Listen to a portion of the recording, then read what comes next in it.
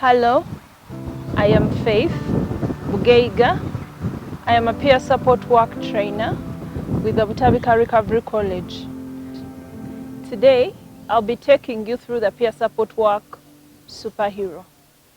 So I would like to know from you, who is a superhero? How would you define a superhero? In peer support work, we as peer support workers end up being some sort of superheroes to the people or to the clients that we support in the community. They will look up to you and you'll be a source of inspiration. Some might not even believe that you've actually had a mental health challenge in the past.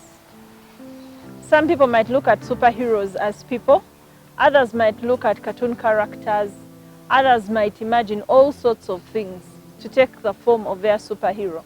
So, as a person, you, the peer support workers that are being trained today, who would you say is your superhero? I just want you to let your minds go wild. Just imagine anything, any person, any animal. It can be a cartoon, it can be anything that for you would bring out the ideal superhero. And what would be these attributes that your superhero kind of person would have?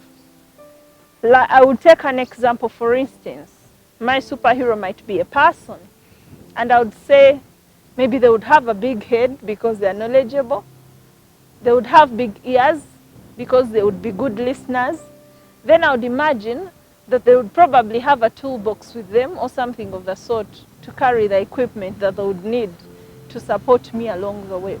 Now, as a peer support worker in the communities that you will go, you will find that people have all sorts of expectations. Some of these expectations will be realistic, others will be unrealistic. So it will be up to you to look through them and understand which expectations can you meet and which expectations can't you meet. For instance, they will look up to you as a mentor, they will look up to you as an inspiration. Some will even look up to you as a provider. Some of these things are sustainable, but the others are not. When it comes to supporting your client in the community, you might need to support them financially, but that doesn't mean that you need to touch your pocket. So in cases like this, you can help to link them to the resources that are within their communities.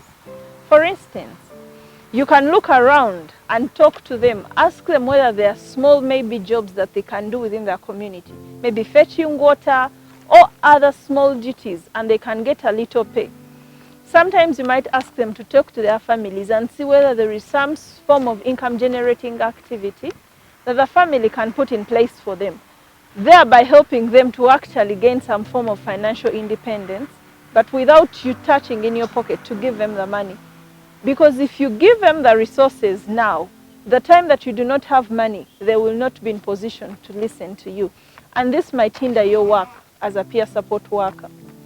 So it is important for you to help them also identify the other resources, maybe churches, because you might meet a peer who needs you to pray with them and you're not a Christian, you're probably a Muslim.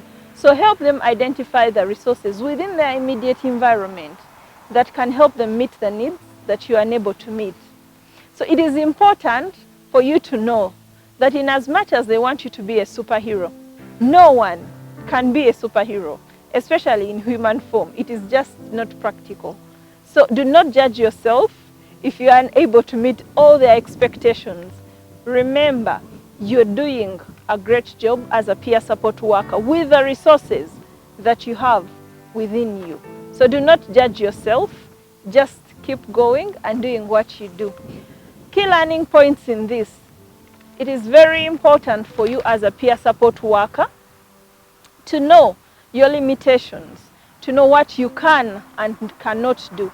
It is important for you to know the needs that you can meet and the needs that you cannot meet. But it is also important for you to continue encouraging yourself and knowing that by sharing your story, you're actually doing a good enough job. Also to know that there are realistic and unrealistic expectations. So when you identify the difference between the two, meet the realistic expectations and be content, because you cannot really meet every need of the clients that you meet within the society. Thank you very much.